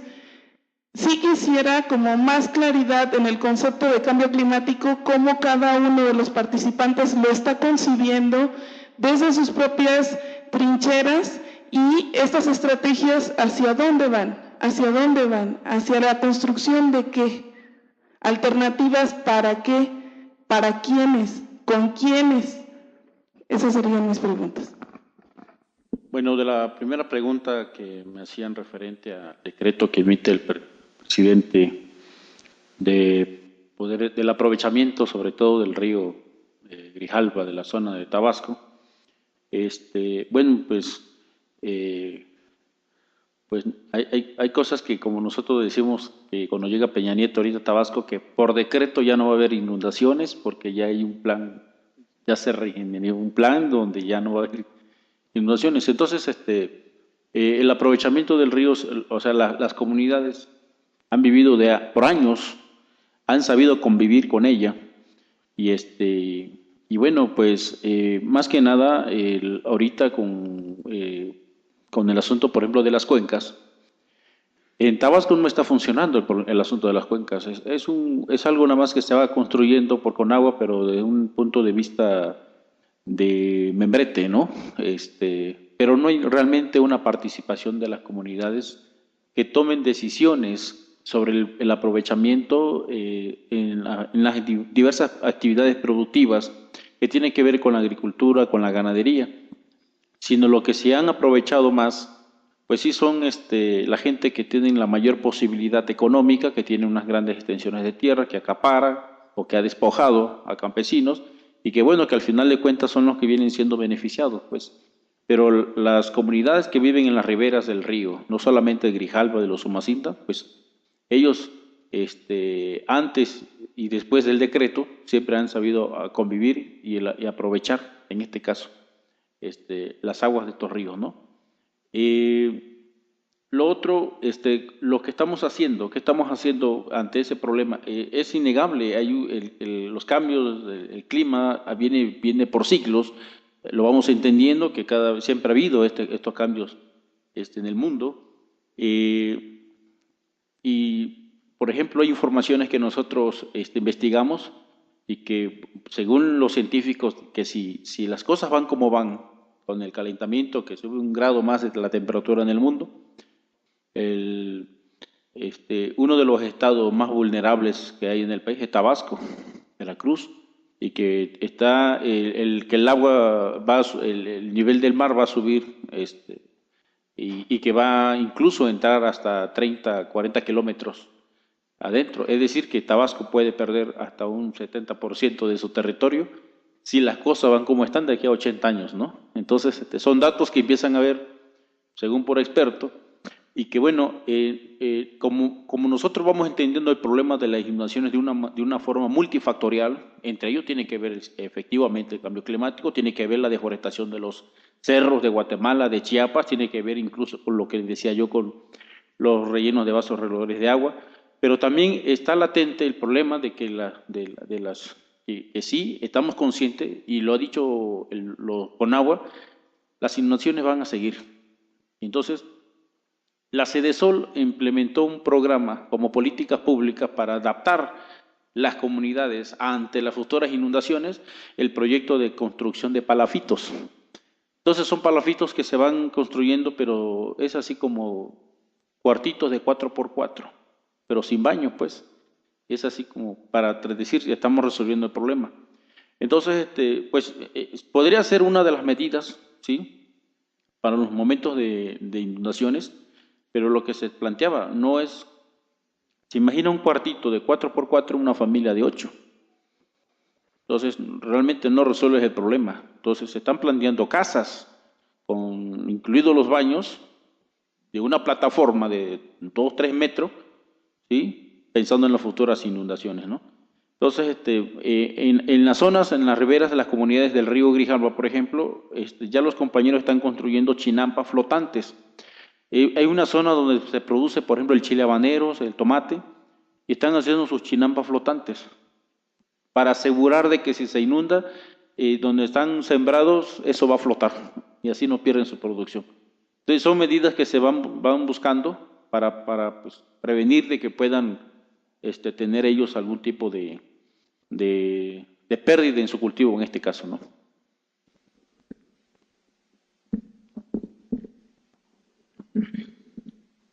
Bueno, en que si hay organizaciones que estén viendo este problema, sí y no. Sí, porque existen algunas organizaciones ambientales que solo están viendo el daño que nosotros estamos haciendo. No sé, que estamos regando con las aguas, que de repente hay una vaquita ahí dentro del río. Es contaminación, pero solo están viendo la que nosotros hacemos. Y no ven el daño en conjunto que en realidad estamos haciendo todos. Lo que nos falta es organizarnos para exigir que esa laguna que está instalada trabaje normalmente y pues, haga lo que supuestamente debe hacer. También existe una organización a la cual pertenezco también que se llama CEIBA, pero vamos, estamos iniciando, vamos paso a pasito y vamos a ver más adelante, pues, así que hay que hacer algo, ¿no? Hay que echar los tiros para solucionar esta cosa. Para lo que tenga algo que decir, lo que no es que todavía tenemos que seguirlo construyendo en otros foros o paneles. A ver, vamos de lo macro a lo micro. En cuanto a la inquietud que decía la compañera, ¿hasta allá atrás? De ver más a nivel mundial las zonas más afectadas por el cambio climático y eso, podemos pasarle una presentación que tuvimos nos pasaron en el primer encuentro de Moviac, donde explica eso muy bien. En general, bueno, hay cosas que ya sabemos, ¿no? O sea, de las zonas de costa y las más inundables. Creo que principalmente, y eso ya se aúna a las siguientes respuestas, lo que nosotros hemos visto desde el principio era, pues uno, que sí, lo que decíamos todos, ¿no? Estamos viendo que hay cambios que no nos sabemos explicar. A lo mejor tiene que ver el que nos digan que existe ese cambio para que los veamos, y si no nos dijeran tal vez no los veríamos, ¿no? Puede ser. Pero el hecho es que los vemos, ¿no? Y que desde diferentes trincheras, al principio decíamos en las primeras reuniones de Moviac, ¿no será que estamos como legitimando el discurso porque además utilizamos el mismo concepto y entonces nada más nos estamos uniendo a la misma moda de que todos hablamos sobre el cambio climático? Sí, ¿no? Nos preguntábamos si estábamos haciendo eso o no. Y lo que veíamos era que podíamos utilizar el mismo nombre, ¿no? Para identificar esos cambios que estábamos viendo y que no nos sabíamos explicar y sobre todo que eran cambios que nos estaban afectando, porque de esa manera podíamos como tener un lugar común, digamos, para poder analizar y para poder encontrarnos también con otros, pues, compañeras y compañeros, ¿no? También por eso, por ejemplo, en el movimiento está la parte de y afectaciones ambientales, porque no todo es producto del cambio climático, ¿no?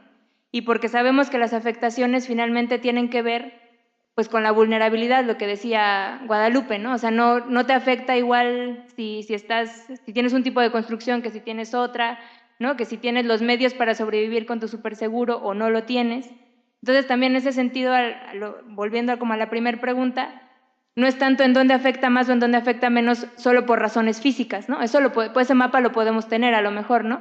Sino más bien también cómo se recibe ese daño, ¿no? Y cómo se recibe depende de cómo está pues la sociedad, finalmente cómo estamos nosotros, organizamos, cómo vivimos, con qué medios contamos para poder hacer frente, ¿no? Y esos medios también es el conocimiento.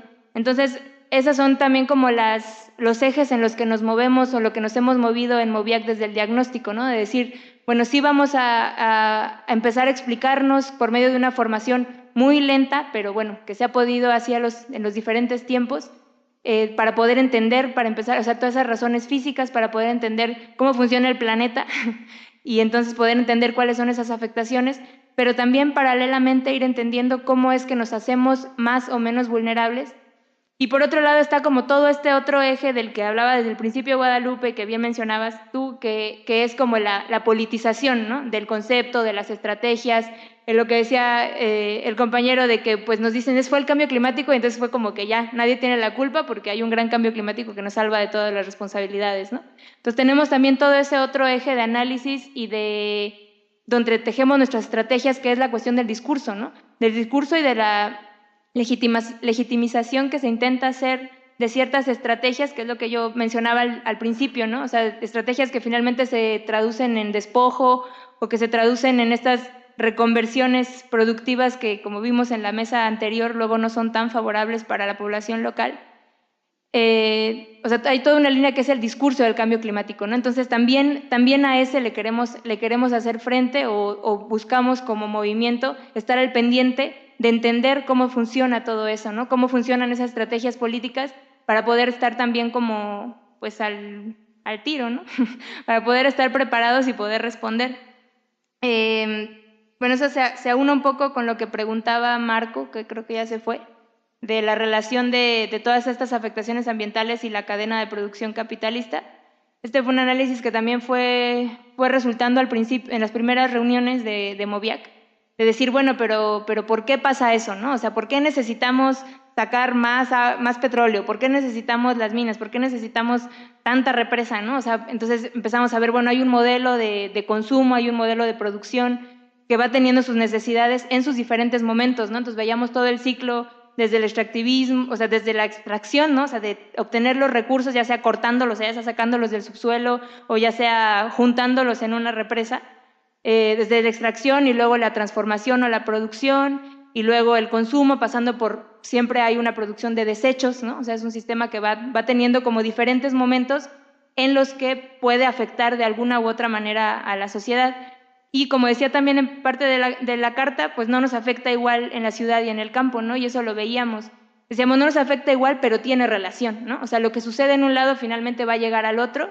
Y eso fue como una de las cuestiones como muy importantes para nosotros al principio, ¿no? Que fue darnos cuenta de que estábamos situados en diferentes eslabones y todos teníamos un quehacer, ¿no? O sea, que no era como, bueno, hay que lo arreglen en el campo, ni era, ay, es que los de las ciudades, ¿no? Sino era, pues finalmente todos estamos en el mismo planeta, chavos, y pues de eso se trata, ¿no? O sea, de que entre todos veamos qué parte nos toca y ahí le entremos de las diferentes maneras que podamos, ¿no? Como hemos visto con los testimonios que se han rendido aquí, hay estrategias distintas, ¿no? Y responden a cada una de las realidades. Y eso era parte también de lo que nosotros veíamos, ¿no? Decíamos, hay momentos que son solo tal vez de resistencia, ¿no? Hay momentos en que se necesita hacer una denuncia puntual, ¿no? Y entonces hay que moverse. Hay momentos en que son de ir construyendo alternativas tal vez calladitos y otras veces son de promoverlas, ¿no? Y de buscar que otras personas lo hagan. La vía jurídica también es una vía que muchos compañeras y compañeros de organizaciones enarbolan, ¿no? Por ejemplo, cuando ha habido ciertos huequitos en la ley del agua o alguna ley que permite como entrarle y decir, ahí podemos defender, ¿no? Entonces también la vía jurídica ha sido importante, como nos dice también el compañero de Centla. Entonces vemos, y eso es también como parte de la riqueza y de los retos del movimiento, es como decir, bueno, vayamos aprendiendo de las diferentes estrategias para saber cuándo aplicarlas, ¿no? O sea, cuándo es el mejor momento para cada una de ellas. Y también, como decía, en parte de nuestros retos está la formación, ¿no? Porque también decíamos desde un principio, no hay que casarnos con discursos nada más porque sí, ¿no? De decir, no a las represas, no a la minería, no a nada, ¿no? O sí a todas las ecotecnias, ¿no? O sea, hay que irnos formando y hay que conocer cómo funciona el mundo, cómo funciona el planeta, cómo funcionan las relaciones de poder. Y esto era también una reflexión, pues, importante y dolorosa, digamos, del primer encuentro, ¿no? De decir, pues todos tenemos de alguna manera la culpa, ¿no? Porque no es nada más, no la culpa, la responsabilidad, porque no es nada más la gran estrategia del Banco Mundial que nos impone, o no es nada más el gobierno mala onda o tonto que nos hace cosas, sino también somos nosotros en las diferentes escalas que lo vamos reproduciendo o que nos vamos quedando sin decir nada, ¿no? Entonces, es dolorosa, pero al mismo tiempo, pues te dice, si tú eres parte de la responsabilidad, pues también puedes hacer algo, ¿no? Si puedes ir como frenándolo. Y en este sentido, con lo que preguntabas, Conrado, de en qué campos de conocimiento podemos irnos ahí como alimentando. No es por hacer promoción, pero yo creo que falta geografía en Chiapas.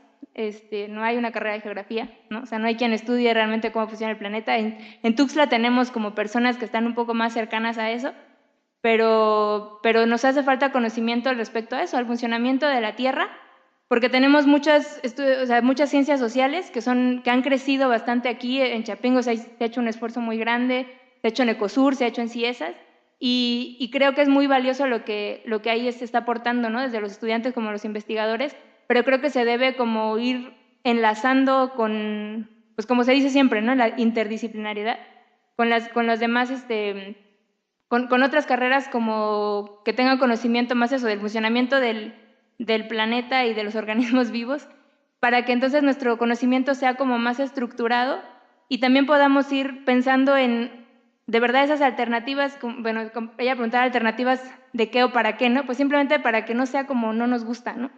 No sabemos cómo, a lo mejor no conocemos todas las soluciones, pero al menos hay cosas que hemos identificado que no queremos que se sigan reproduciendo, ¿no? Entonces la idea es buscar cómo hacer para que no se sigan reproduciendo, y a eso nos referimos con alternativas, ¿no?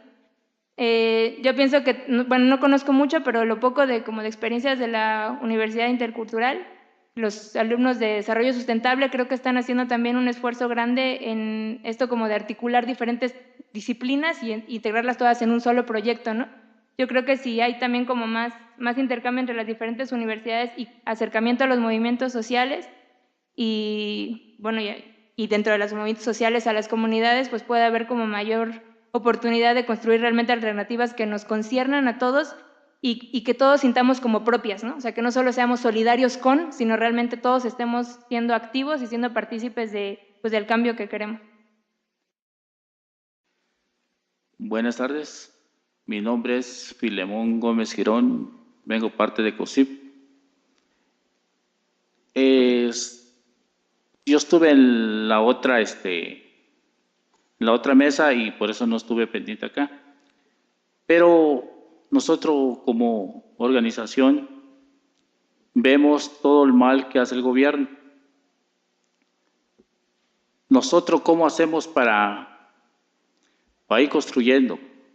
Es ir platicando uno por uno con los compañeros para ir informando que el gobierno cómo nos quiere ver derrumbado nosotros y nuestras tierras. ¿En qué forma? Con las presas, con las minas, y pues ahí cuánto terreno no se puede acabar, y no solo en el terreno, también nosotros nos viene afectando bastante. Pero nosotros como organización queremos invitarles a todos que veamos con los amigos, con las amigas, y platicando, porque mucha gente hay de que no sabemos y si en realidad existen minas aquí en Chiapas. Entonces yo pienso de que es bueno ir platicando con las compañeras y los compañeros, que veamos la forma de que no pase todo esto lo que quiere hacer el gobierno. Porque si nos dejamos, estamos derrotados. Disculpe esto, compañeros.